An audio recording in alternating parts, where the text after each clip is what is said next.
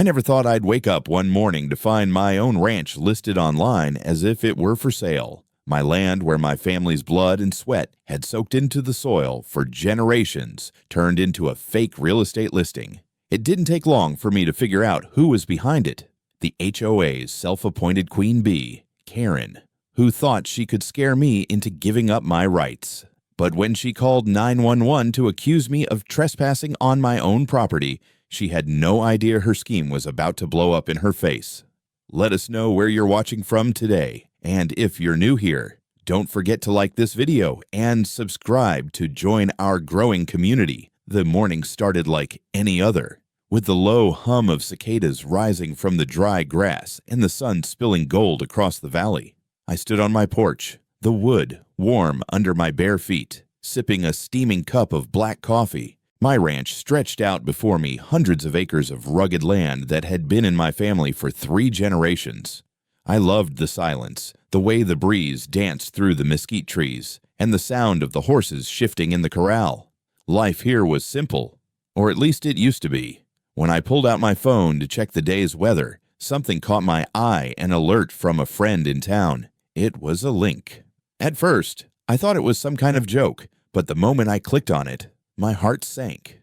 There, on a glossy real estate website, was my ranch, my home, my family's legacy, listed for sale like it was nothing but a commodity. I scrolled through the page, disbelief giving way to fury. The listing included photos of my barn, my front porch, even my cattle grazing in the field. The headline read, "Charming Ranch Estate, price to sell fast." My name wasn't anywhere on the listing. Instead, there was a phony contact number and the note owner eager to make a deal.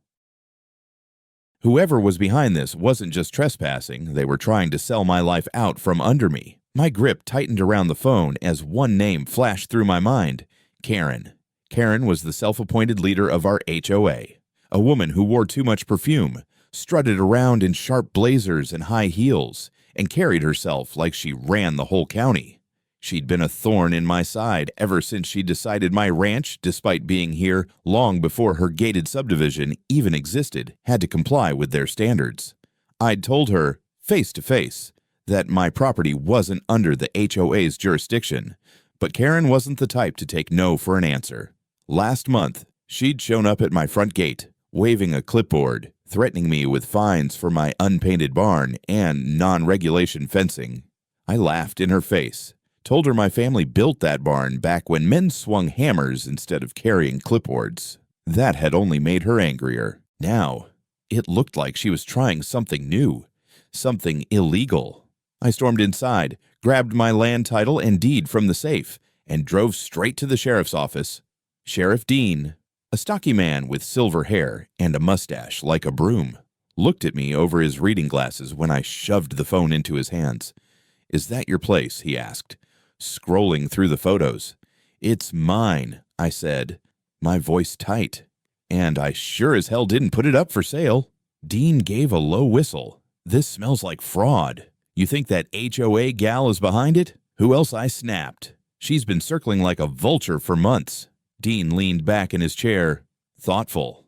"We can start an investigation, but you'd better gather every scrap of evidence you've got: deeds, tax receipts, anything that proves ownership. If she's bold enough to post this, she might have more tricks up her sleeve." I nodded, already planning my next move. This wasn't just about a fake listing. It was about defending what was mine. That evening, I dug through old boxes, pulling out family photos, faded maps, and papers signed by my grandfather when he first staked this land. By the time the sun dipped behind the hills, I was exhausted but fired up. That's when I heard the crunch of tires on gravel. I stepped onto my porch and saw a white SUV roll up. Out stepped Karen, dressed in a bright red blazer, oversized sunglasses perched on her nose, and a look of pure arrogance plastered on her face. She sauntered up to my gate, clipboard in hand. "You're trespassing," she announced, as if the land beneath her feet belonged to her. "The HOA board has decided your property needs to be handled properly, and we've listed it for sale to speed up the process."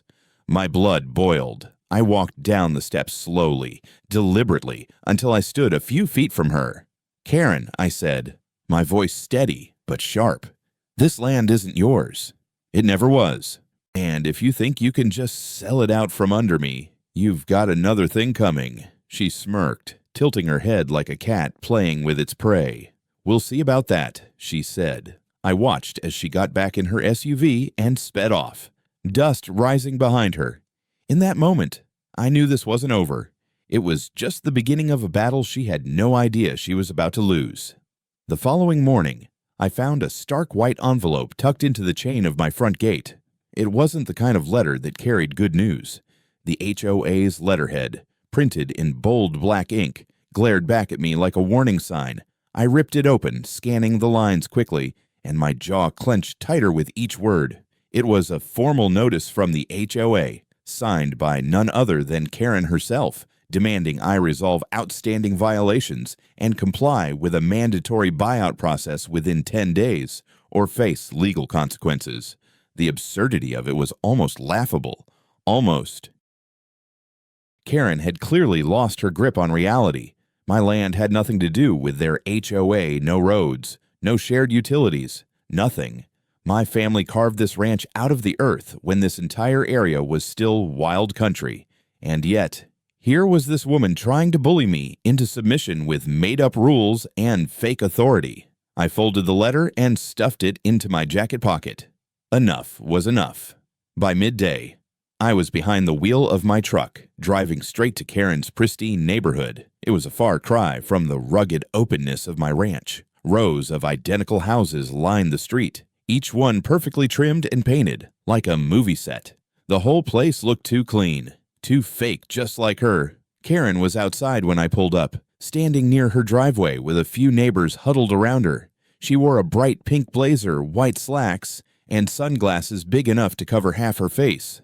She was mid-sentence, gesturing dramatically, when she spotted me. The color drained from her face for a moment before she smirked, adjusting her sunglasses like a sheriff in some old western. "You can't park here," she snapped, stepping toward my truck in her high heels. I stepped out slowly, leaning against the door. "Relax, Karen, I'm not staying. I just came to return your letter." I pulled it from my pocket and tossed it on her spotless driveway. She crossed her arms. "That letter is a legal notice. Your property is in violation of multiple HOA standards. We're trying to handle this the proper way before it goes to court." I let out a laugh, sharp and humorless. "Court, Karen. My ranch isn't part of your HOA. It never was. You don't have a single legal claim over my land, and you sure as hell don't have the right to list it for sale online." The neighbors around her exchanged uneasy glances. Karen, however, didn't flinch. "Property values are plummeting because of you," she said coldly. "That rusty barn, those trucks, the broken-down fence. Our community deserves better than to look out and see that mess every day." I stepped closer, lowering my voice so only she could hear. "You listen to me. That land has stood for over a century. My grandfather built that barn with his own hands. You're not going to erase that history just because it doesn't match your idea of a white picket fence fantasy." Karen tilted her head, smiling like a cat with a mouse cornered. "Good luck proving anything when the HOA board is on my side," she said. I held her gaze, my tone steady. "You've picked a fight you can't win. Karen, I've already talked to Sheriff Dean. You keep this up, and you'll find out just how deep in trouble you really are." She scoffed, waving me off like I was nothing more than an inconvenience. "We'll see about that," she muttered before turning back to her neighbors, who now looked less than convinced about whatever tale she had been spinning. I drove home with my hands gripping the wheel tight. Every mile I covered, my frustration grew. I couldn't believe the nerve of this woman. As I turned into my driveway, my phone buzzed. It was Sheriff Dean calling. "You won't believe this," Dean said, his voice edged with disbelief. "We just got a 911 call from your HOA lady. She's claiming there's a squatter on your property." I nearly laughed in disbelief. "You're telling me she called the cops on me? On my own land?" Dean chuckled. "Yeah. Said you're trespassing. We're sending a deputy out, but don't worry. We all know the truth. Just have your papers ready." By the time I hung up, the adrenaline was surging in my veins. Karen had just declared war, and she didn't even realize how badly she was about to lose.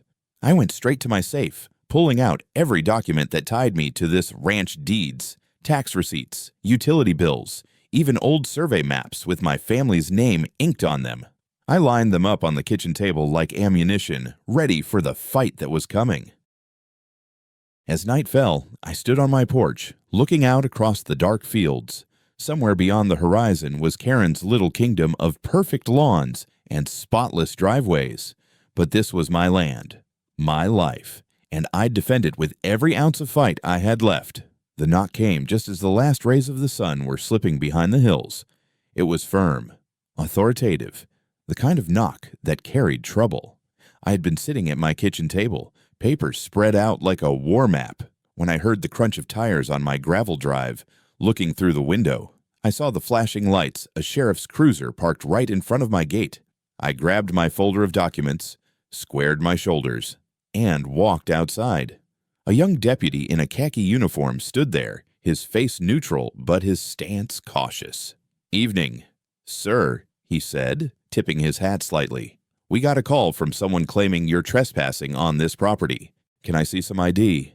I almost laughed, but the anger in my chest was too hot for humor. "This is my ranch," I said, pulling out my driver's license and handing it over.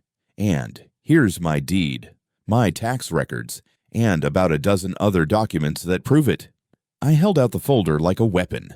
The deputy flipped through the papers, his eyebrows rising. "Looks pretty clear to me," he muttered.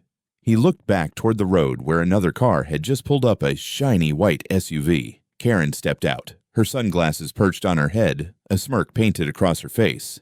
"Well," she said loudly, striding toward us like she owned the place, "I'm glad someone finally came to deal with this." She pointed at me as if I were a criminal. "Officer, this man is illegally occupying land that belongs to our HOA. We've filed the paperwork."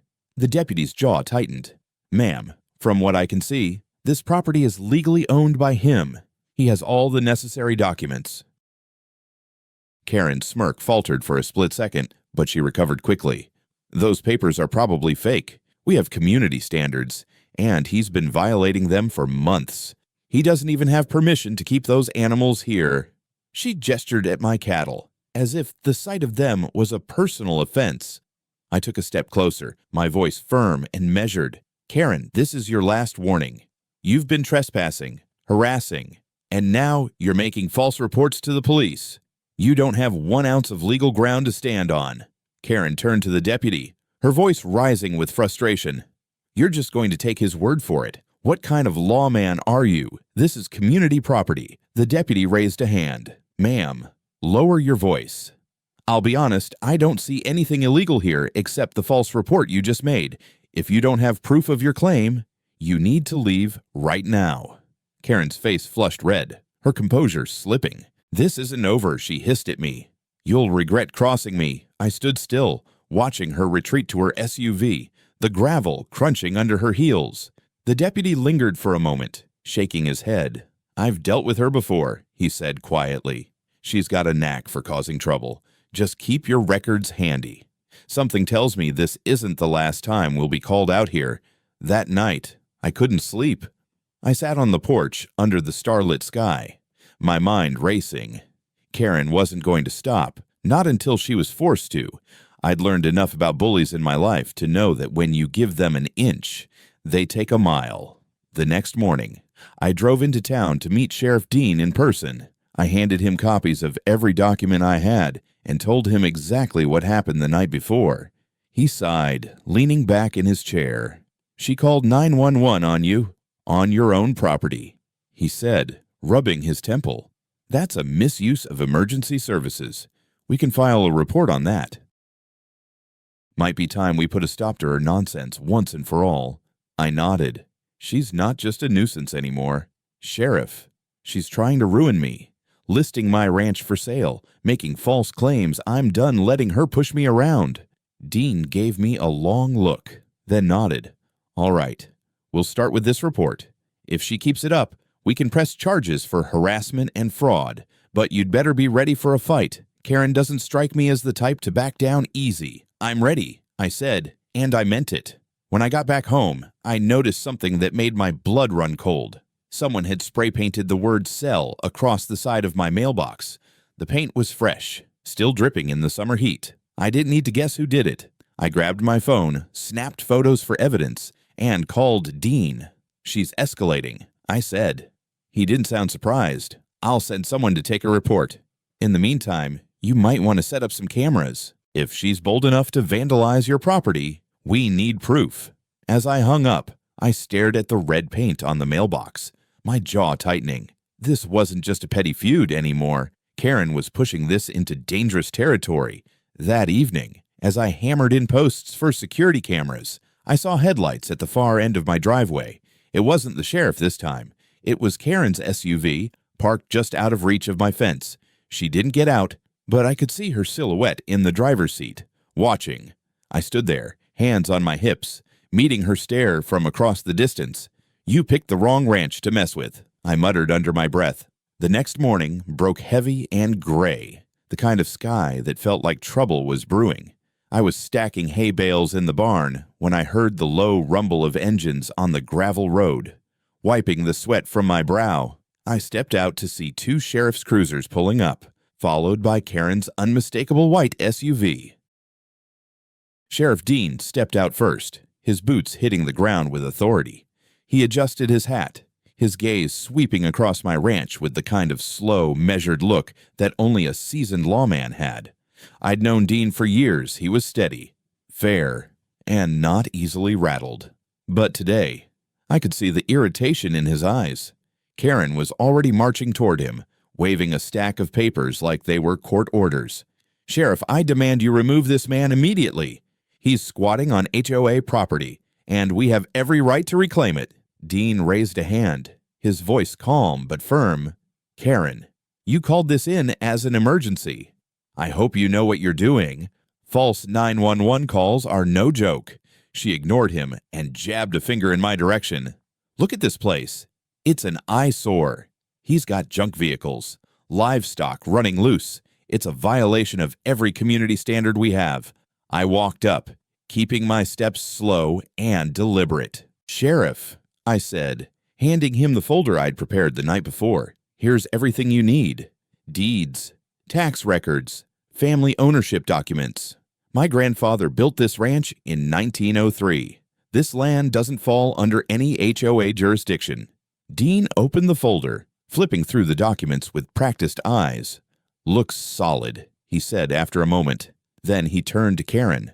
"Ma'am, you don't have any authority here. This property is privately owned, and it's been in this family for over a century." Karen's face turned red, but she wasn't ready to back down. "You're just going to take his word for it. This land drags down property values. It's unfair to the rest of us who actually care about this community." Dean's voice hardened. "Karen, property values aren't a law, and unless you've got a legitimate court order, you need to leave this man alone." I thought that might end it, but Karen's arrogance knew no bounds. "Sheriff, I have documents right here," she started, waving her papers again. Dean cut her off. "Let me see those." She handed them over with a smug smile. But it didn't last long. Dean's brow furrowed as he read them. "Karen, these are nothing but HOA bylaws for your subdivision. They don't apply here. This ranch isn't part of your HOA. If you keep pushing this nonsense, you could be looking at harassment charges." Karen's smirk faltered, replaced by a flash of panic. She tried to recover, pointing at me. "He's making this personal. He's refused every attempt we've made to work with him." "Work with me," I snapped, stepping forward. "You tried to list my ranch for sale without my permission. That's not cooperation, that's fraud." Dean gave me a look, silently urging me to keep my cool. Then he turned back to Karen. "Ma'am, I suggest you go home before this gets worse. I'll be filing a report about that fake real estate listing, and if your name comes up, you'll have a lot more to worry about than property values." Karen hesitated, her eyes darting between me and the sheriff. For a moment, I thought she might actually apologize, but then she huffed, spun on her heel, and stomped back to her SUV. "This isn't over," she called over her shoulder. Dean sighed as he watched her drive off. "She's trouble," he muttered. "I'll have my guys dig into that online listing. If we can prove she or someone connected to her posted it, we can press charges." "Appreciate it." "Sheriff," I said, "I'm not looking for a fight, but I won't let her push me off my land." He nodded. "That's the spirit. Just keep everything documented, every letter, every phone call, every stunt she pulls. The law's on your side, but you've got to play it smart." After the cruisers left, I walked the perimeter of my property, thinking about what had just happened. It struck me that Karen wasn't just playing some petty game. She was obsessed, desperate to control something she didn't own. That kind of arrogance could turn dangerous if left unchecked. As I passed my mailbox, the dried spray paint from the night before stared back at me like a warning. I decided right then and there to invest in more cameras. I wasn't going to let her or anyone else sneak onto my land again. That evening, I sat at my kitchen table, my documents spread out like a shield. I could feel the storm building, but I wasn't afraid. I'd seen enough fights in my life to know that when you stood your ground, bullies like Karen eventually tripped over their own schemes. The morning after the sheriff's visit, I woke up with a fire in my chest. I wasn't just angry anymore, I was determined. Karen had crossed every line imaginable, and now it was time to expose the whole rotten scheme. I started by pulling up that fake real estate listing again. The photos were all stolen from my property, clear as day. There was even one of me in the background, working near the barn. That was all the proof I needed to show that whoever posted this had trespassed on my land. I called my old friend Martin, who ran a small tech business in town. He knew his way around the internet better than anyone I trusted. "I need a favor," I told him, after explaining the situation. "Can you trace where this fake listing came from?" He whistled low. "Sounds like you're dealing with someone bold. Send me the link and give me a few hours." While Martin worked on his end, I drove into town to meet with Sheriff Dean. He was waiting at his desk, a cup of coffee in hand, looking every bit as tired as I felt. "Got something for me?" he asked. I handed him the printed screenshots of the fake listing. "This is what I've been dealing with. Someone went onto my property, took photos without permission, and is trying to sell my ranch as if they own it." Dean's jaw tightened. "This is serious. If Karen's behind this, and I have a strong hunch this isn't just harassment anymore, it's fraud, maybe even criminal trespassing." Before I could answer, my phone buzzed. It was Martin. "Found something," he said. The listing was posted using an account linked to a local realtor's email. But here's the kicker, the realtor's name is fake. I traced the IP address, and guess where it leads?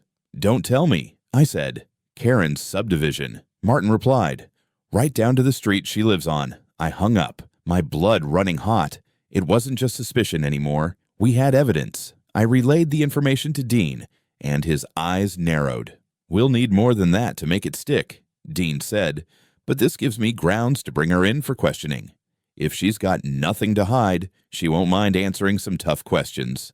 That afternoon, I installed the last of the security cameras around the ranch. I wasn't taking chances anymore. The thought of Karen sneaking onto my property made my skin crawl. When the last camera was up, I sat on my porch, watching the road. Sure enough, just before sunset, I spotted Karen's SUV creeping along the gravel. She wasn't bold enough to come through the gate this time, but she slowed down, clearly checking for any sign of weakness. I called out to her, my voice carrying across the open space, "You're being watched. Karen, you step foot on my land again, and you'll be explaining yourself to the sheriff again." She didn't respond, just sped off with a spray of gravel behind her. The next day, Dean called me into his office. "We questioned Karen," he said, leaning back in his chair. "She denied everything, of course, but when we mentioned the fake listing, her hands started shaking. We'll get her, but we need to follow the right process." "What's the next step?" I asked. Dean tapped his pen against the desk. "If you can prove she trespassed to take those photos, we can file charges for criminal trespassing and attempted fraud. Those cameras you put up, keep them running. If she so much as steps on your driveway, we'll have her." I spent the next few days documenting everything, every vehicle that passed, every odd sound at night. I logged it all. Martin, meanwhile, dug even deeper into the fake listing. A few days later, he called with another bombshell. "She didn't act alone," he said. "She's been emailing someone pretending to be a realtor, trying to lure buyers." I got copies of the messages. She's bragging about how she'll force the old cowboy out. That was all I needed to hear. I printed out every email Martin sent me, every screenshot of that fake listing, and dropped them off at the sheriff's office. Dean's eyes lit up when he saw the evidence. "Good work," he said, grinning slightly. "This is more than enough to get a warrant." That evening, I felt a weight lift off my shoulders. For the first time in weeks, I wasn't just reacting, I was fighting back and winning. As the sun dipped behind the hills, I walked the fence line with my dog trotting at my side. I looked out at the land, every acre of it, and felt the pride my grandfather must have felt when he first built this place. "This is my home," I said aloud to the wind, "and no HOA queen is going to take it from me." By the time the weekend rolled around, word of Karen's antics had spread through town like wildfire. At the local feed store, folks pulled me aside, shaking their heads in disbelief. "Heard about what that HOA lady's been doing," one old rancher said, spitting tobacco into a rusty can. "You just say the word, and we'll back you up."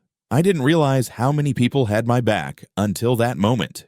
Karen thought she was untouchable, but she'd underestimated the power of a tight-knit community. People out here know what it means to work hard for every inch of land, and they don't take kindly to someone trying to steal what isn't theirs. I spent that afternoon meeting with a local attorney, Mr. Hal Johnson. Hal was a retired judge who'd seen more property disputes than anyone I knew. He sat across from me at his oak desk, glasses perched low on his nose, as I laid out everything, every letter, every screenshot, every harassment report I had. When I was done, Hal leaned back, steepling his fingers. "She's digging herself into a deep hole," he said. "You've got fraud, trespassing, false police reports, and now a cybercrime angle with that fake listing. We can hit her with a cease and desist and file civil charges if necessary." I nodded. "I don't want to drag this out, Hal, but I'm not letting her get away with this. This land has been in my family for generations. My grandfather's ashes are buried on that hill over there." Hal's expression softened.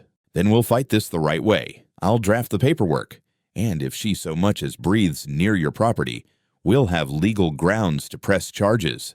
By the time I got home, I felt a renewed sense of strength. I called Sheriff Dean and told him about Hal's involvement. "Good move," Dean said. "We're building a case on our end, too.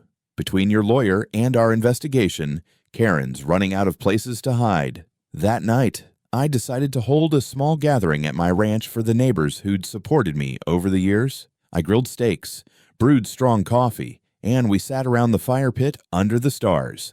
People traded stories of their run-ins with Karen and her endless HOA drama. "She tried to find me because my mailbox paint was too dull," one man said, shaking his head. "I told her to buy her own paint if she cared so much." Another woman laughed. "She once called animal control because she didn't like the sound of my rooster crowing." They didn't even bother showing up after the second time. Listening to their stories, I realized Karen's arrogance wasn't new. She'd been bullying folks for years, but no one had stood up to her long enough to stop her.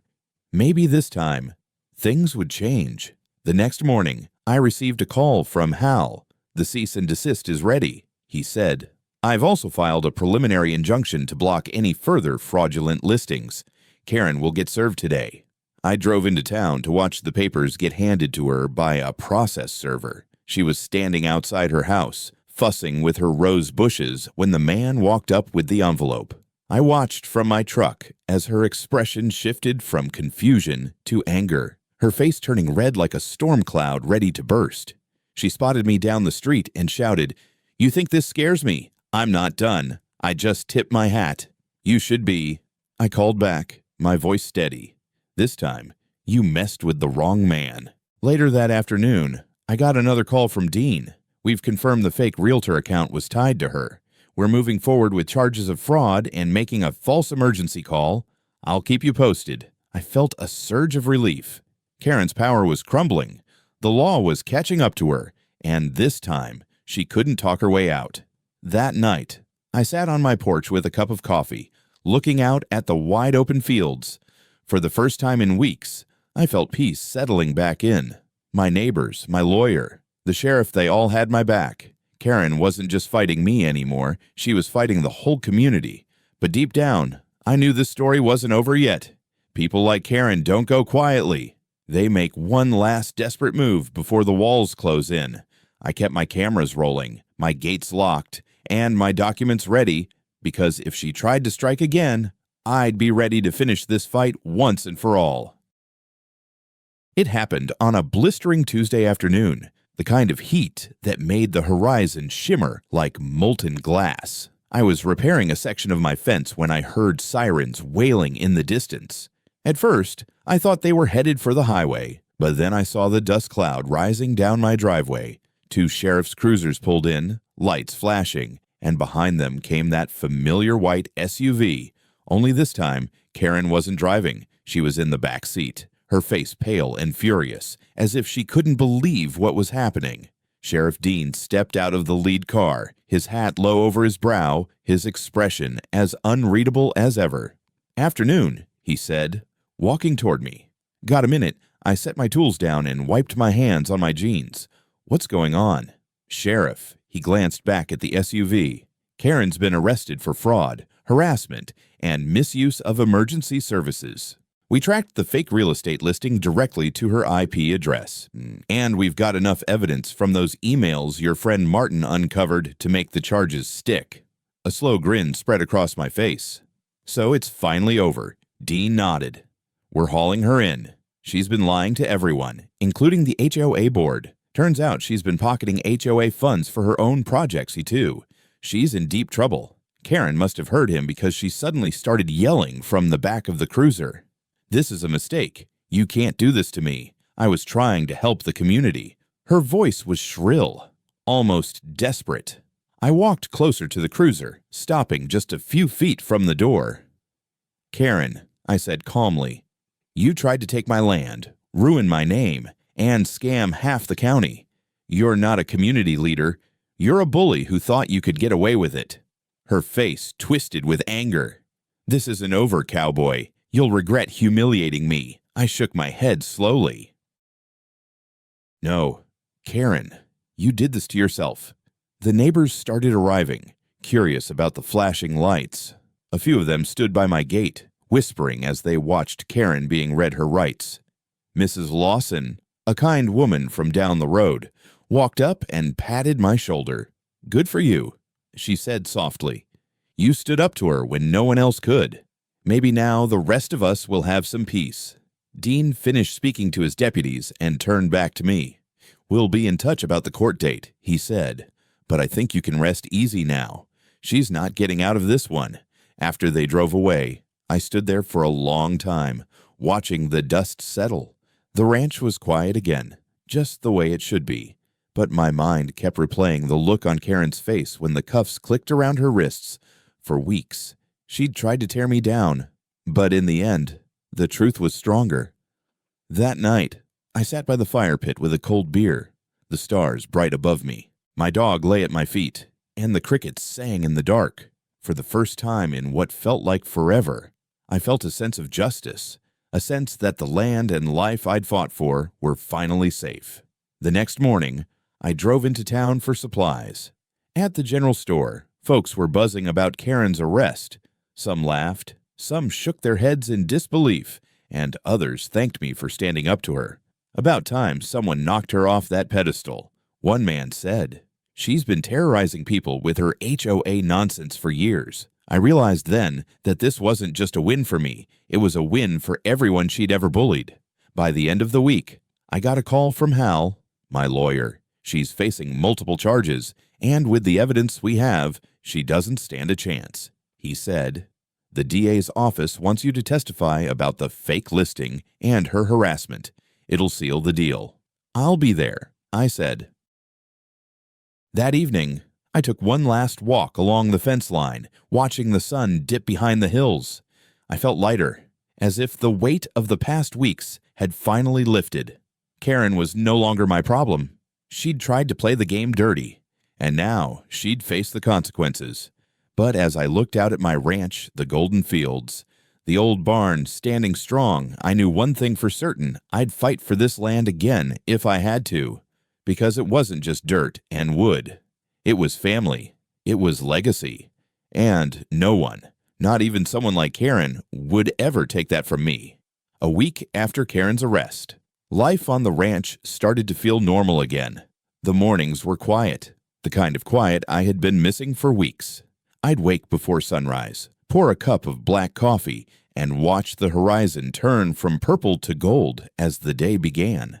The land felt peaceful, like it was finally breathing easy after the storm we'd all been through. But even as the dust settled, I couldn't shake the lessons I'd learned. Karen had come at me with lies, threats, and arrogance, thinking she could bend the law to her will. Yet here I was, still standing on the same ground my grandfather built from nothing. And Karen, she was sitting in a jail cell, waiting for her day in court. When the trial date arrived, the courthouse was buzzing.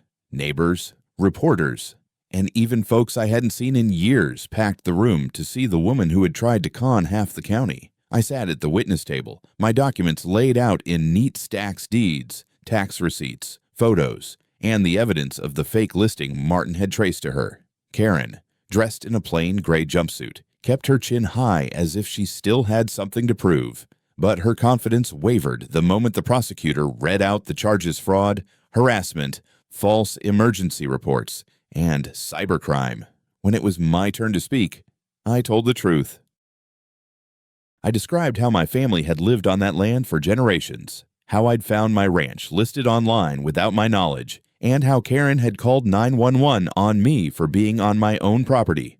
Every word I spoke, I felt the weight of my family's history behind me. By the time I finished, there wasn't a shadow of doubt left in that room. Karen's schemes had unraveled for everyone to see. A few days later, the verdict came in. Karen was found guilty on multiple charges. She was ordered to pay fines and restitution, not just to me, but to the HOA she'd been exploiting for her own gain. As part of her sentence, she was barred from holding any position of authority in a homeowners association again. When I heard the news, I didn't feel joy or triumph. I just felt relief. Justice had been served, and not just for me, but for every neighbor she'd bullied over the years. That evening, I held a small gathering at the ranch, a quiet celebration with the folks who had stood by me. We grilled steaks, brewed coffee, and shared stories under the stars. Sheriff Dean stopped by, tipping his hat with a satisfied grin. "You handled yourself well," he said, patting me on the shoulder. "Not many folks would have kept their cool the way you did. You've got grit." I nodded, looking out across the fields where the last light of day stretched across the hills. "Sometimes you've got to stand your ground," I said, "not just for yourself, but for the people who believe in you." Over the next week, I fixed the spray-painted mailbox, repainted the barn, and finally took a deep breath. My land was safe again, and I wasn't about to take that for granted. Standing on my porch one quiet morning, I thought about everything that had happened. I realized that what Karen did wasn't just about power or money. It was about control. People like her don't understand the value of sweat, of heritage, of fighting for something bigger than yourself. But folks like me, we were built for it. If there's one thing I've learned through all this, it's that you can't let bullies win. Whether it's an HOA queen trying to sell your home out from under you, or someone using lies to tear you down, you've got to fight back with truth, with evidence, and with every ounce of resolve you've got.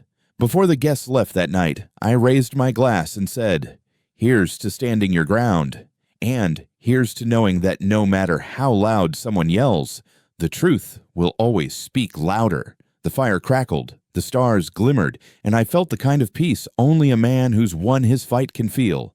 If you've ever had someone try to take what's yours, remember this: stand tall, hold your ground, and never let them see you bend.